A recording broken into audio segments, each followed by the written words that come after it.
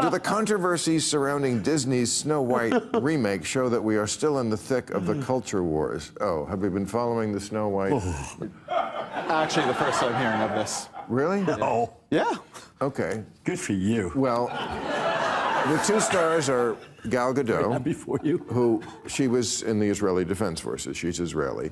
And then Rachel Zegler plays Snow White. I think Gal plays the...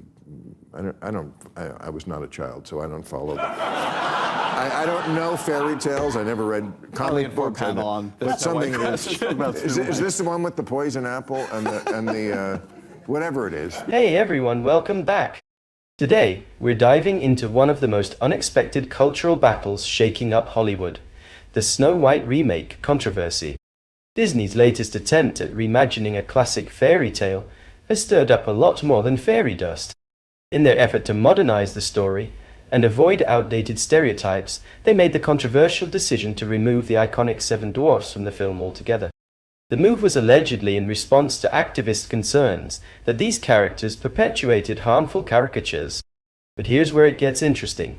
Many actors with dwarfism have spoken out, calling this change a huge misstep that effectively erases valuable employment opportunities for a marginalized community that already struggles for visibility in Hollywood. Even comedian and commentator Bill Maher weighed in on this, slamming Disney for what he sees as performative wokeness. Maher pointed out the irony in trying to be so progressive that the studio ends up excluding the very group it claims to be protecting. In one of his classic rants, he emphasized how the obsession with avoiding offense can sometimes lead to tone-deaf decisions that lack real-world nuance or common sense. According to Maher, instead of making genuine strides toward inclusion, Disney is pandering to an online mob that often doesn't represent the people most affected. It begs the question, has Disney gone too far in its attempt to be inclusive, ultimately sidelining the very individuals it aimed to uplift?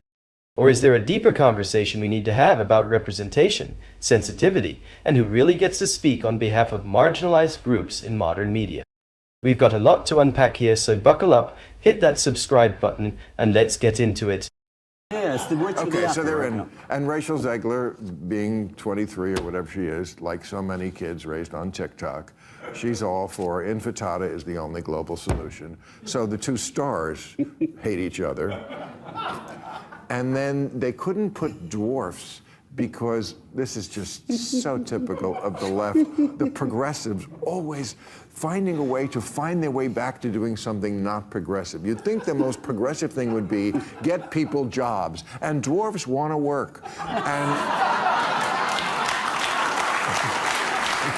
This is like a golden employment opportunity for dwarves. There's not that many scripts that come down the pike. No, it's 7 of them. That has, and there's 7 dwarf jobs here. But because I think it was Peter Dinklage said this is, this is not right. This is demeaning. And they were like, what? We just want to work. We're dwarves. So, ho, ho, ho. Yeah. Anyway, that's the... Alright, y'all, let's talk about this Snow White situation, because what started as a Disney remake has turned into a full-blown culture war flashpoint. And honestly, it's the perfect example of how progressive ideas can sometimes loop all the way back around and hit the very people they're trying to protect. So here's what happened. Disney, in their effort to modernize the Snow White story, decided to scrap the iconic 7 dwarfs. Why? Why? Well, someone somewhere decided that featuring dwarf characters might be stereotypical or offensive. Enter performative progressivism. But here's the twist. Actual dwarf actors are out here like, wait a minute, that was our shot. I mean, when's the last time Hollywood rolled out 7 roles Taylor, made for little people in a mainstream blockbuster? This was rare, golden level representation and actual employment opportunity. And instead of letting them work and tell the story in a way that updates the narrative, Disney just deleted them from the script. It's a classic case of trying so hard to be politically correct that you end up silencing the very voices you claim to uplift. That's not progress. That's PR optics dressed up as virtue. Even Bill Maher chimed in, basically saying Disney's trying so hard to be woke, they've become ridiculous. And honestly, he's not wrong here. Sometimes in the rush to not offend, corporations completely miss the point. Inclusion doesn't mean erasure. It means thoughtful storytelling with the communities involved, not for them behind closed doors. You agree with Bernie Sanders that progressives should shed the Democratic label and run as independents instead. Is that what he's saying now? Should they aim to be angry moderates? I think it would be good, not for all Democrats to shed the label of Democrats, but I think more people should run as independents in more places. Dan Osborne in Nebraska, that was a great race. And it makes sense. And I mean, one of the ways that we've destroyed party competition in this country is that in a bunch of states, they either find the right so repugnant, I think at the moment for me understandably, or the left so repugnant, there actually is no competition. So having people run as independents and be able to make an argument outside of the party label, it makes sense. It would be good if I would like to see, I think a lot of political donors are functionally counterproductive. I think creating the infrastructure for independent competition in states that are otherwise one-party control would actually be a great use of political philanthropy. All right, let's shift gears from fairy tales to the real fantasy, American political reform. Yep, we're talking independent candidates and ranked choice voting. Ezra Klein and Andrew Sullivan actually found some common ground on this one. And that's rare these days, so let's pay attention. Here's the vibe. They're both frustrated with the extreme polarization in American politics. You've got one side screaming fascist, the other yelling communist, and the rest of us stuck in the middle like, can we just get healthcare and not go broke buying eggs? 2 words, political reform. First up, independent candidates. They're saying we need more people to run outside the traditional party system. Why? Because in places where one party dominates, there's zero real competition. If your district is deep blue or deep red, the general election is just a formality. Independents could shake that up by giving voters actual choices and forcing candidates to appeal to a broader base. Then there's ranked choice voting.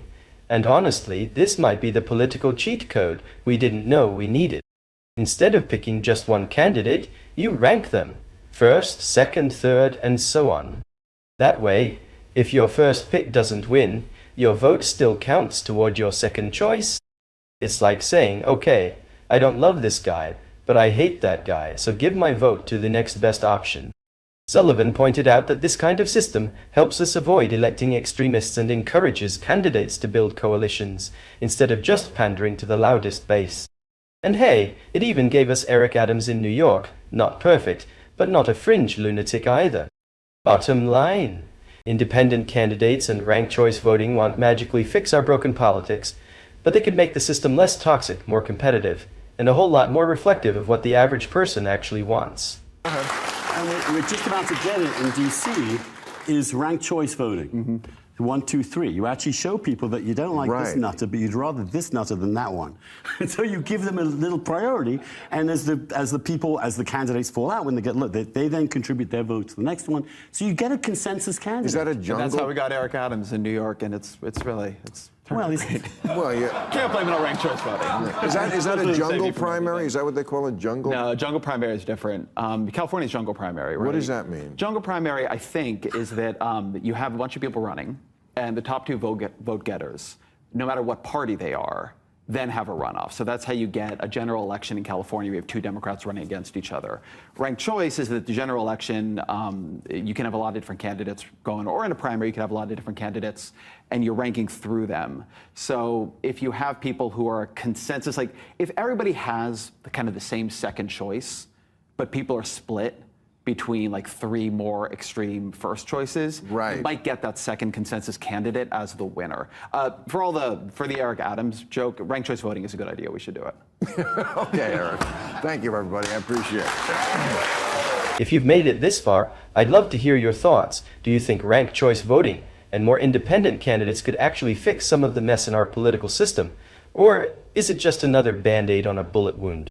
Drop your take in the comments. I read every single one. And hey, if you're into real talk, cultural deep dives, and breaking down the noise, make sure to hit that like button, subscribe, and turn on notifications so you don't miss the next one. Thanks for watching. I appreciate you.